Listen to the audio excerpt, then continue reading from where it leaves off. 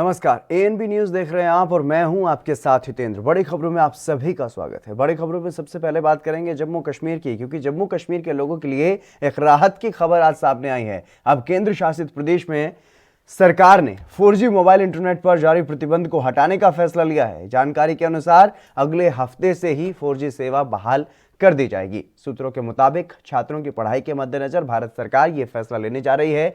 जम्मू कश्मीर में तकरीबन 1.5 साल बाद इंटरनेट सेवा अब पूरी तरह से बहाल कर दी जाएगी। जम्मू कश्मीर सरकार के प्रवक्ता ने इस बारे में ट्वीट करके जानकारी दी है कि पूरे जम्मू कश्मीर में 4G सेवा बहाल कर रहे हैं, लेकिन जल्द ही इस बारे में अधिसूचना जारी किए जाने की उम्मीद है। बता दें कि जम्मू और कश्मीर में इंटरनेट सेवा 5 अगस्त 2019 से बंद की गई थी और सरकार ने आर्टिकल 370 हटाए जाने के लिए सरकार ने यह कदम उठाया था। हालांकि 2G इंटरनेट सेवा को 25 जनवरी 2020 को ही बहाल कर दिया गया था। इसके बाद उधमपुर और गांदरबल में 16 अगस्त 2020 को हाई स्पीड इंटरनेट सेवा ट्रायल बेसिस पर शुरू की गई थी। फिलहाल लोगों की जिंदगी को पटरी पर लाने के लिए भारत सरकार ने यह बड़ा फैसला लिया है।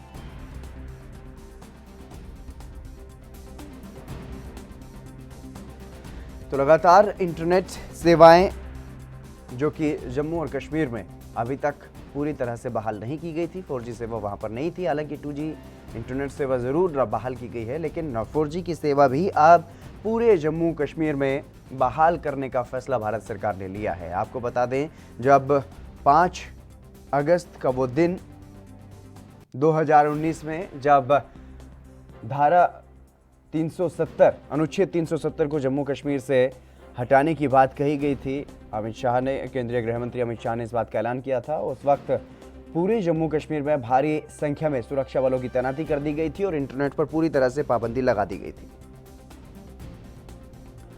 रविंद्र श्रीवास्तव हमारे संवाददाता हमारे साथ जुड़ गए अधिक जानकारी के साथ जम्मू कश्मीर से। रविंद्र, कितनी बड़ी खुशखबरी जम्मू कश्मीर के लोगों के लिए?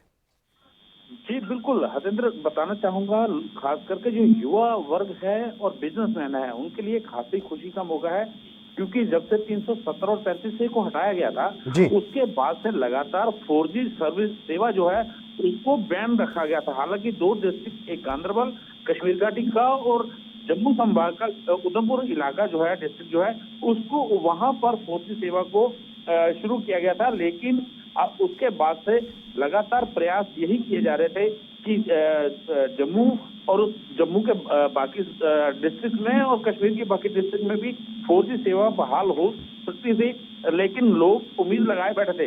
लेकिन आज जिस तरह से एक बड़ी खबर जो है, ऑफिशियल स्टेटमेंट जो आया है, जो सरकार के प्रवक्ता हैं उन्होंने ट्वीट पर जानकारी दी है कि जल्द ही 4G सेवा जो है शायद आज रात से ही शुरू हो सकती है। तो इसकी ऐसी खबर आने के बाद लोगों के जो चेहरे हैं वो खिल उठे हैं। खास करके छात्र वर्ग जो है, स्टूडेंट जो हैं, उनके चेहरे खासे खिल उठे हैं, क्योंकि वो लगातार चाह रहे थे, क्योंकि लगातार उनको परेशानियां आ रही थी, पढ़ाई करने में दिक्कत हो रही थी, कोविड के चलते ऑनलाइन क्लासेस जो है वो चल रही थी, उसके चलते अब उनमें एक खासी उम्मीद जो है वो नजर आ रही है। बिल्कुल, रोहित कंसल सिर्फ एक लाइन का ट्वीट रोहित कंसल ने किया है रविंद्र, और उसको लेकर के अब ये कयास जरूर लगाए जा रहे हैं कि कभी भी किसी भी वक्त अब 4G सेवा वहां पर बहाल हो सकती है। लेकिन इस बारे में कोई आधिकारिक जानकारी अभी तक क्या कोई मिल पाई है कि कब से 4G सेवा वहां पर शुरू की जाएगी? अगले हफ्ते से, सोमवार से, या फिर आज से? जी देखिए, अभी तक इसके बारे में फिलहाल कोई जानकारी नहीं है, लेकिन जिस तरह से प्रवक्ता का एक ट्वीट आया है उसके बाद रोहित कंसल ने अपनी ट्विटर हैंडल से ट्वीट किया है, उसके बाद से जम्मू कश्मीर के लोगों में एक उम्मीद जगी है कि वो जो 4G सेवा है उसका फिर से आनंद उठा पाएंगे। और ये एक बड़ी खबर है, क्योंकि बड़ी देर से लोग जो है, छात्र कहें या फिर अन्य जो जम्मू कश्मीर के लोग हैं, वो यही मांग कर रहे थे। इसके खिलाफ प्रदर्शन भी होते रहे हैं। इसका मामला जो है सुप्रीम कोर्ट में भी गया था, लेकिन वहां सरकार की तरफ से जो है हवाला ये दिया गया था कि यहाँ पर जिस तरह से लगातार आतंकवाद जो है उसको बढ़ावा मिल रहा है, इसकी वजह से 4G सेवा फिलहाल नहीं चलाई जा सकती है। लेकिन आज जिस तरह से 4G सेवा का एक चलाने का ट्वीट है रोहित कंसल द्वारा किया गया है, इसको लेकर लोगों में एक उम्मीद जगी है। और अब हो सकता है कि छात्र जो ऑनलाइन क्लासेस चल रही हैं कोविड के चलते, उसमें उनको काफी राहत जो है वो मिलेगी, और खास करके व्यापारी वर्ग जो है वो अपनी फिर से जो कंप्यूटर के जरिए या ऑनलाइन चीजें मंगवाते थे उसमें खासा असर उनके व्यापार पर भी पड़ सकता है जी। बिल्कुल रविंद्र, अगर बात की जाए तो क्योंकि लंबा अरसा हो गया है, करीब करीब 1.5 साल का यह वक्त हो चला है, जम्मू कश्मीर के लोग पूरी तरह से कहीं ना कहीं सेवा से वंचित थे और अब उनको ये सेवा मिलने वाली है। अब तक किस तरीके से परेशानियों का सामना वहां के लोगों को करना पड़ा?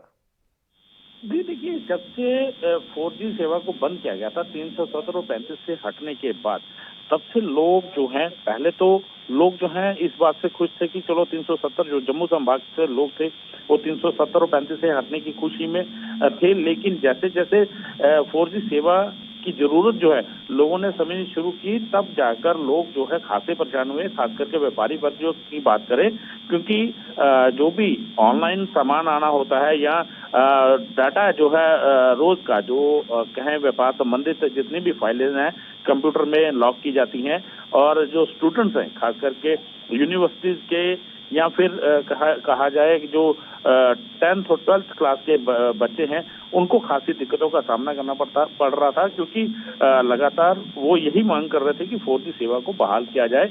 इसी बीच जब कोविड आया तो कोविड के दौरान जो है क्लासेस पूरी तरह से बंद हो गई, और जब क्लासेस शुरू हुई, ऑनलाइन क्लासेस शुरू हुई, तो 2G के चलते काफी मुसीबतों का सामना जो है वो छात्रों को करना पड़ा। उसके खिलाफ कई बार वो सड़कों पर भी उतरे, लेकिन सरकार जो थी वो सुरक्षा का हवाला देकर जो है वो यही बताती रही। खास करके जब सुप्रीम कोर्ट में मामला गया तो उसके बाद से लगातार यही हवाला दिया गया कि यहाँ पर सुरक्षा के चलते, क्योंकि लगातार अंतर्राष्ट्रीय सीमा हो या LOC का इलाका हो, वहां पर जो है जो आतंकी हैं उनको 4G सेवा का जो है एक प्रोटेक्शन मिलती है। 4G सेवा जो है उनको रूट जो है वो कहा जाए तो वो उसका फायदा उठाते हैं। यही वजह थी कि सरकार लगातार हवाला दे रही थी, लेकिन आज जिस तरह से रोहित कंसल ने ट्वीट किया है उसके बाद से लगातार जो लोग हैं खास करके छात्र जो हैं वो लगातार अपने मोबाइल में सर्च कर रहे हैं कि कब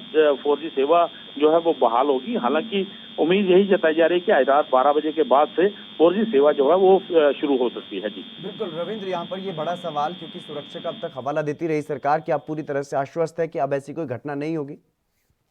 देखिए, ये कहना भी कहा जाए तो सरकार की तरफ से वो पैमाने जो हैं वो कहीं ना कहीं उनको निर्धारित कर दिया गया होगा, और यही वजह है कि अब सरकार ने इस एक लंबे अंतराल के बाद कम से कम 550 दिनों के बाद आज फिर से मतलब जो ट्वीट करके 4G इंटरनेट सेवा को बहाल करने की बात कही है। तो ये लगता है कि कहीं ना कहीं सरकार की तरफ से वो सारे कदम उठा लिए गए होंगे जिसकी वजह से अब 4G सेवा को फिर से बहाल करने की जो है दिशा बहाल करने की दिशा की ओर जो है वो कदम उठाया जा रहा है जी। जी रविंद्र, इसके अलावा क्योंकि कोरोना महामारी का दौर अभी गुजरा और ऐसे में लॉकडाउन और उससे पहले भी जो स्कूल्स थे जम्मू कश्मीर के वो कहीं ना कहीं बंद थे और बच्चों की पढ़ाई पूरी तरह से प्रभावित हो रही थी, और अब जब बच्चे घर पर रह करके पूरे देश भर में अपनी पढ़ाई कर पाए हैं, भले ही वो उस तरीके से पढ़ाई नहीं हो पाई जैसे स्कूल में जाकर के होती है, लेकिन फिर भी अगर बात की जाए तो वीडियो कॉलिंग के माध्यम से बच्चों ने अच्छे से पढ़ाई की है। लेकिन अब जम्मू कश्मीर के बच्चों को यह फायदा मिलने वाला है, वहां पर वो भी अब इस तरीके से ऑनलाइन क्लासेस का लाभ उठा सकेंगे। बच्चों की क्या कुछ प्रतिक्रियाएं सामने आ रही है? जी देखिए, जो छात्र हैं उनमें खासी खुशी है। हालांकि सरकार की तरफ से स्कूल खोलने के आदेश जो हैं 9 से लेकर 12 तक जो क्लासेस हैं उनको खोलने के आदेश दे दिए गए हैं, लेकिन जो बच्चे हैं वो लगातार इंटरनेट के जरिए अपनी पढ़ाई को अंजाम देते हैं, क्योंकि कई चीजें जो हैं वो इंटरनेट के जरिए सर्च करते हैं। और यही वजह है कि जब इंटरनेट बंद हुआ था तो सबसे ज्यादा मायूसी जो है वो छात्रों में देखने को मिली थी। अब कहीं न कहीं उनमें जो कहे कि खुशी की लहर जो है वो सामने नजर आ रही है। 1-2 छात्रों से मैंने जब बात की तो उनका भी यही कहना था कि अगर 4G सेवा जल्द शुरू हो जाती है तो उनकी पढ़ाई और ज्यादा इजी हो जाएगी, क्योंकि कई चीजें जो हैं वो जो स्कूल के अंदर नहीं पढ़ पाते हैं वो घर आकर वो नेट के जरिए सर्च कर पाएंगे और जल्द अपनी पढ़ाई को वो बेहतर तरीके से कर पाएंगे। जी, इसके अलावा अगर बात की जाए व्यापारियों की, क्योंकि आपने जैसे कि बताया कि व्यापार कहीं ना कहीं प्रभावित होता है इंटरनेट से, और अब व्यापारियों की क्या कुछ प्रतिक्रियाएं सामने आ रही हैं?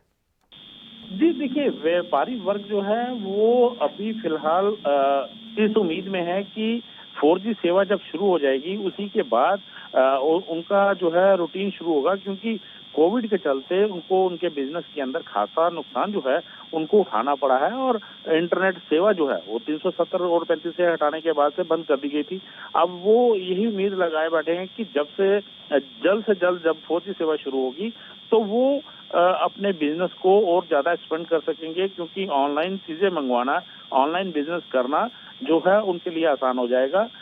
जैसे हम कहें कि रेस्टोरेंट हैं या फिर होटल मालिक हैं, वो ऑनलाइन ही चीजें ज्यादा प्रेफर करते हैं लोग आजकल मंगवाना, तो उस सब चीजों में उनको बेनिफिट होगा। और जो बड़े बड़े व्यापारी हैं वो लगातार अपना नेट के जरिए ही अपनी सब चीजों को मंगवाते हैं, तो कहीं ना कहीं अभी व्यापारी वर्ग जो है वो लगातार इस चीज की ओर देख रहा है कि जब 4G सेवा बहाल हो जाएगी उसी के बाद से उनका व्यापार जो है वो आगे की ओर अग्रसर होगा। जी रविंद्र, तमाम जानकारी देने के लिए बहुत शुक्रिया। तो जम्मू कश्मीर के लोगों के लिए कहीं ना कहीं ये राहत की खबर, खुशखबरी जो है वो सामने आई है कि अब जम्मू कश्मीर के लोग भी, जो जम्मू कश्मीर में रहने वाले जो लोग हैं वो भी अब 4G इंटरनेट सेवाओं का लाभ उठा पाएंगे। इस बात की जानकारी जम्मू कश्मीर के प्रवक्ता रोहित कंसल ने एक ट्वीट के माध्यम से दी है और जल्द ही 4G सेवा बहाल होने की उम्मीद है।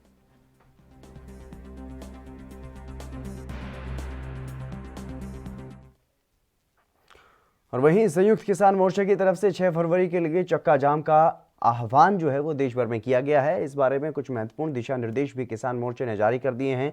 किसान मोर्चा ने यह कहा है कि हम इस कार्यक्रम में जनता से सहयोग करने की अपील करते हैं। देश भर में राष्ट्रीय और राज्य राजमार्गों को दोपहर 12 बजे से 3 बजे तक जाम किया जाएगा। इमरजेंसी और आवश्यक सेवाओं जैसे कि एम्बुलेंस, स्कूल बस आदि को नहीं रोका जाएगा। चक्का जाम पूरी तरह से शांतिपूर्ण और अहिंसक रहेगा। प्रदर्शनकारियों को निर्देश दिए गए हैं कि वो इस कार्यक्रम के दौरान किसी भी अधिकारी, कर्मचारी या फिर आम नागरिक के साथ किसी भी तरीके के टकराव में शामिल ना हो। दिल्ली एनसीआर में कोई चक्का जाम प्रोग्राम नहीं होगा, क्योंकि सभी विरोध स्थल पहले से ही चक्का जाम मोड में हैं और दिल्ली में प्रवेश करने के लिए सभी सड़कें खुली रहेंगी, सिवाय उनके जहां पहले से ही किसानों के पक्के मोर्चे लगे हुए हैं। 3 बजे 1 मिनट तक हॉर्न बजाकर के किसानों की एकता का संकेत देते हुए चक्का जाम कार्यक्रम को संपन्न किया जाएगा। जनता से भी अपील की गई है कि वो अन्नदाता के साथ अपना समर्थन और एकजुटता व्यक्त करने के लिए इस कार्यक्रम में शामिल हो। वहीं किसान नेता राकेश टिकैत ने और संयुक्त किसान मोर्चे की तरफ से भी ये कहा गया है कि उत्तर प्रदेश, उत्तराखंड और दिल्ली एनसीआर के इलाकों में चक्का जाम नहीं किया जाएगा। और किसान नेता राकेश टिकैत ने यह भी अपील की है उत्तराखंड और यूपी के किसानों से कि वो पूरी तरह से तैयार रहें, किसी भी वक्त उन्हें दिल्ली की तरफ कूच करना पड़ सकता है। ज्ञापन जाएगा, चक्का जाम नहीं होगा 2 स्टेट में, उत्तर प्रदेश और उत्तराखंड। इसकी वजह क्या है? वजह यह है कि उनको कभी भी दिल्ली बुलाया जा सकता है, ये उनकी वजह है। ये अपना स्टैंड बाई में रहे। नहीं तो क्यों केवल वहीं के लोगों को दिल्ली बुलाया जा सकता है, बाकी जगह के लोग भी तो दिल्ली आना चाहते हैं? नहीं आ रहे दिल्ली, बाकी के लोग भी आते रहते हैं। तो उनके लिए भी तो फिर नहीं उनके लिए अभी और जगह करेंगे, 2 जगह स्टैंड बाई में रखा है उनको। रामपाल जाट किसान नेता हैं, हमारे साथ जुड़ गए हैं, अधिक बातचीत करेंगे। रामपाल जी, आपका स्वागत है एनबी न्यूज पर। धन्यवाद देवेंद्र स्वामी जी। रामपाल जी, कल चक्का जाम की क्या कुछ तैयारियां?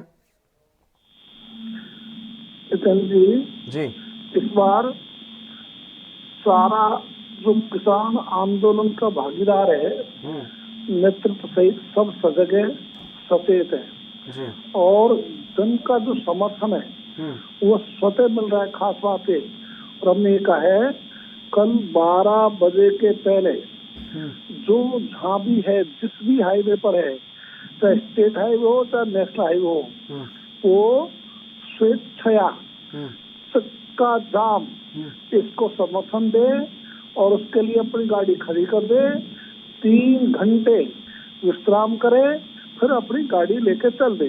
तो 3 घंटे के चक्के जाम के समर्थन से किसान आंदोलन को बल मिलेगा, सरकार की संवेदना जगने की संभावना रहेगी। लेकिन इस कारण से हमने कहा रामपाल जी, अब सवाल यहाँ पर यह बनता है कि यूपी उत्तराखंड के किसानों को इससे अलग रखा गया है। जो चक्का जाम पूरे देश भर में करने का आह्वान किया गया है, उसमें यूपी उत्तराखंड के किसानों को अलग रखने का क्या कारण है? और जिस तरीके से राकेश टिकैत ये कहते हुए नजर आए कि स्टैंड बाई में वो रहें, तो किस तरीके की तैयारी है? क्या आपको अंदेशा है, किस बात का डर है कि वहां पर आप चक्का जाम करने की बजाय उनको स्टैंड बाई में रखने के लिए कह रहे हैं, कभी भी दिल्ली कूच करने के लिए कहा जा रहा है। चैतन्य स्वामी जी, अभी जो देश में कॉल दिया है उसके प्रति सब लोगों को जानकारी है और देश के कॉल में सब शामिल है, इसलिए उत्तर प्रदेश और उत्तराखंड इसका जो विशेष केस है इसके बारे में राकेश जी कुछ बताएंगे तो अच्छा रहेगा। जी, लेकिन किसान संयुक्त किसान मोर्चे की तरफ से ये कहा गया है कि उत्तर प्रदेश और उत्तराखंड को शामिल नहीं किया जाएगा, तो इसमें कहीं ना कहीं आपसे भी कोई बात तो हुई होगी। ये मेरी जानकारी में एसएमजी नहीं है। जी, और इसके अलावा अगर कोई भी किसी तरीके की ऐसी कोई घटना होती है तो उसके बारे में कौन जिम्मेदार होगा, अगर वहां पर किसी भी तरीके से कोई झगड़ा या कुछ इस तरीके की कोई घटना होती है तो? मैं सोचता हूँ कि आंदोलन की सबसे बड़ी ताकत शांति है, इससे शांति के साथ ही होगा। शांति और अहिंसा ये हमारा व्रत है, ये नारा नहीं। इस व्रत का सभी पालन करेंगे, सब इस व्रत के पालन के लिए सन्नद्ध है, तैयार है। लेकिन रामपाल जी, कुछ पिछले समय में कुछ इस तरीके की घटनाएं हुई हैं जिससे ये साबित होता है कि जो किसान नेता कहते हैं उससे कुछ अलग हो जाता है, यानी कि ये समझा जा सकता है कि किसान नेताओं के हाथ से कहीं ना कहीं कुछ ना कुछ ये आंदोलन जो है वो निकलता हुआ दिखाई देता है कभी कभी। स्वामी जी, मैं सोचता हूँ उस घटना से सबने सबक लिया है, सबने शिक्षा ली है और कल का जो आंदोलन है ये पूर्णतः अहिंसा और शांति पर आधारित रहेगा। जी, लेकिन इस बात की गारंटी तो कोई नहीं है ना सर, क्योंकि पहले भी इस बात के बारे में कहा जा रहा था कि पूरी तरीके से शांतिपूर्ण रहेगी ट्रैक्टर परेड, लेकिन जो हुआ वो पूरे देश ने देखा, पूरी दुनिया ने देखा। उसकी हमारे सभी लोगों की ओर से खेद व्यक्त किया गया था। इस कारण से खेद व्यक्त करने का अर्थ यह है कि हमने उस चूक को माना और आगे ऐसे चूक नहीं होगी, इसके प्रति सब हम आश्वस्त हैं। लेकिन आश्वस्त किस तरीके से आप लोगों को इसके बारे में आश्वस्त करेंगे? क्या कुछ आपने किया है अभी तक अपने संगठन में, संयुक्त किसान मोर्चा में? क्या कुछ ऐसे कदम उठाए गए हैं? किस तरीके से ऐसे जो तत्व हैं जो आंदोलन को कहीं ना कहीं खराब करने की कोशिश कर रहे हैं उनको आपने अलग करने की कोशिश की? वो स्वतः भी अलग हो गए और लोगों ने उनकी पहचान भी कर ली, इसलिए अब ऐसा कोई भी घटना होने की संभावना नहीं है। सर, ये जरूरी तो नहीं है ना कि वो सभी लोग अलग हट गए हों? जब आंदोलन चलता है तो उसमें सभी लोग जब सावचेत रहते हैं तो इन सब चीजों पर नियंत्रण किया जा सकता है और अभी सब लोग इन पर नियंत्रण रखते हुए अपना आंदोलन शांति और अहिंसा के आधार पर करेंगे। चलिए रामपाल जी, बहुत शुक्रिया मेरे साथ जुड़ने के लिए। तो कल एक कॉल किया गया है संयुक्त किसान मोर्चा की तरफ से, पूरे देश भर में चक्का जाम करने की बात कही गई है, लेकिन राकेश टिकैत ने जो कहा यूपी और उत्तराखंड के किसानों के बारे में कि वो स्टैंड बाय पर रहें, उन्हें कभी भी दिल्ली कूच करना पड़ सकता है, ये अपने आप में एक सवाल छोड़ जाता है। रामपाल जाट जी हमारे साथ जुड़े थे, किसान नेता, उन्होंने साफ तौर पर इसके बारे में कुछ भी कहने से इनकार किया। वो यही कहते हुए नजर आए कि इसके बारे में राकेश टिकैत ही कुछ बताएं तो बेहतर होगा। लेकिन राकेश टिकैत से भी पत्रकारों ने बार बार यही सवाल पूछा कि आखिरकार यूपी और उत्तराखंड के किसानों को इससे बाहर क्यों रखा जा रहा है, तो वो कोई भी ठीक तरीके से जवाब देते हुए नजर नहीं आए। यानी कि कहीं ना कहीं कुछ तो है किसान नेताओं के मन में जिसकी वजह से यूपी और उत्तराखंड को इस चक्का जाम की जो रणनीति किसानों की है उससे अलग रखा गया है। हालांकि ये कहा गया है कि वो ज्ञापन जो है वो देंगे यूपी और उत्तराखंड के किसान पे।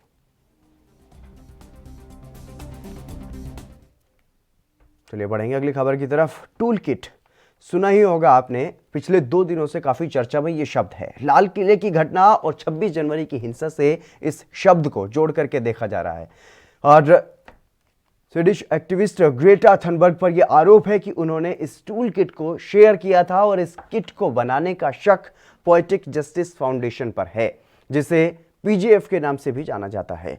और कनाडा के वैंकूवर में बेस्ड इस संस्था का फाउंडर एम धालीवाल है। जांच एजेंसियों के मुताबिक वो किसान आंदोलन के बहाने भारत में अलगाववादी खालिस्तानी आंदोलन को बढ़ावा देना चाहते हैं।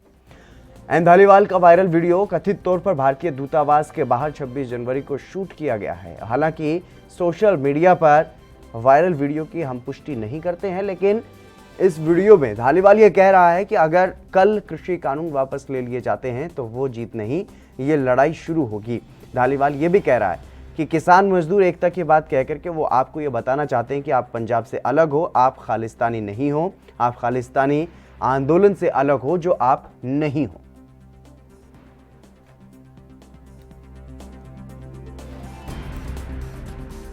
Existence they've had for decades. That means they go home to the poisoned soil, the poisoned rivers. That means they get to go back to live the same life of subsistence they've been living this whole time. If the farm bills get repealed tomorrow, that is not a victory. This battle begins with the repeal of the farm bills. It does not end there. If anybody tells you that this battle is going to end with the repeal of the farm bills, that is because they're trying to drain energy from this movement. They're trying to tell you that you are separate from Punjab and that you are separate from the Khalistan movement. You are not. And you have to, at some point, you have to understand the feeling and the emotion that the Khalistan group is bringing to this. I just want you to hear this. I want the young people to hear this. तो सुना आपने M Dhaliwal, जिसको ये बताया जा रहा है कि पीजीएफ के ये फाउंडर है, संस्थापक है, और उस दिन का 26 जनवरी का जो घटनाक्रम हुआ दिल्ली में, उसके लिए भी आरोप लगाया जा रहा है कि पीजीएफ की तरफ से ही एक टूल किट बनाई गई थी जिसमें पूरी तरीके से ये लिखा गया था कि किस तरीके से इस आंदोलन में क्या कुछ करना है, कहाँ कहाँ पर कैसे कैसे प्रदर्शन करना है और किस तरीके से इस प्रदर्शन को, इस दिन को ऐतिहासिक बनाना है। वो सब कुछ उस टूल किट में लिखा गया था जो एक एक्टिविस्ट हैं ग्रेटा थनबर्ग, उनके ट्विटर हैंडल से ट्वीट भी किया गया था, हालांकि बाद में उन्होंने डिलीट कर दिया था और दूसरा कोई टूल किट जो है वो उन्होंने शेयर किया था। तो उसको लेकर के अब ये सवाल उठ रहे हैं कि आखिरकार ये एक पूरी सुनियोजित साजिश थी, षड्यंत्र था, जिसके तहत दिल्ली में जो भी घटनाक्रम हुआ, कई जगहों पर हिंसात्मक घटनाएं हुई और लाल किले पर जो झंडा फहराने की जो घटना हुई उसके पीछे भी पीजेएफ का ही हाथ बताया जा रहा है। और इसमें मुख्य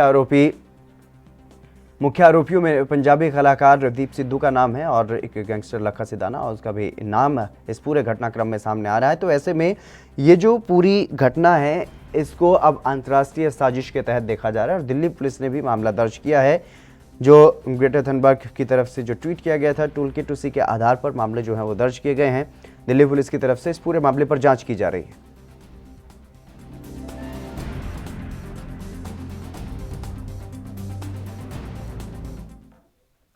आरबी उपाध्याय वरिष्ठ पत्रकार हमारे साथ जुड़ गए हैं, उनसे अधिक बातचीत करेंगे इस मसले पर। आरबी उपाध्याय जी, आपका स्वागत है एनबी न्यूज पर। धन्यवाद हितेंद्र जी। आरबी उपाध्याय जी, इस पूरे मामले को लेकर के जो अब ये वीडियो सामने आया है एम धालीवाल का, उसको लेकर के आप क्या समझते हैं? क्या ये कोई अंतर्राष्ट्रीय साजिश थी जो 26 तारीख को हमने अपने देश में देखा, लाल किले पर जो देखा गया?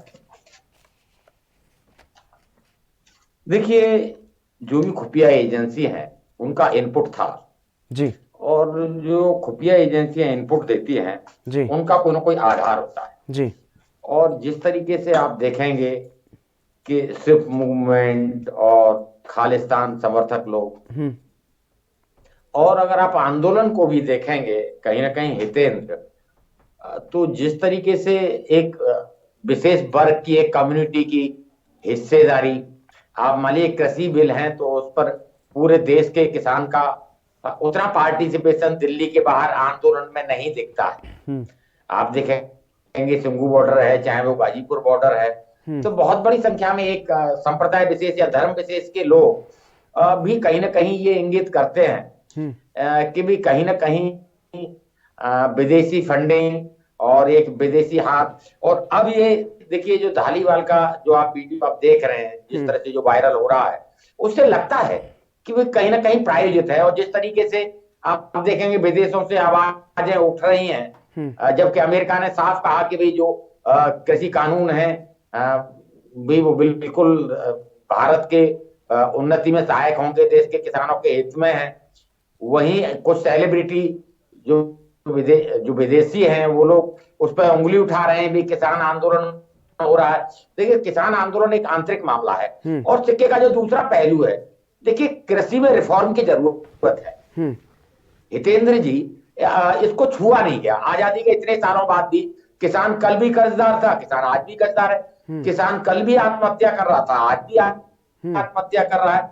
तो जब तक पूंजी निवेश नहीं होगा तब तक आप देखेंगे कि बहुत बड़ी बड़ी जो फूड प्रोसेसिंग यूनिट है वो नहीं लग पाएंगी। क्यों? सरकारों के पास उतना पैसा नहीं है और छोटे किसान के पास उतना पैसा नहीं है कि वो बहुत बड़ी फूड प्रोसेसिंग यूनिट लगा सके।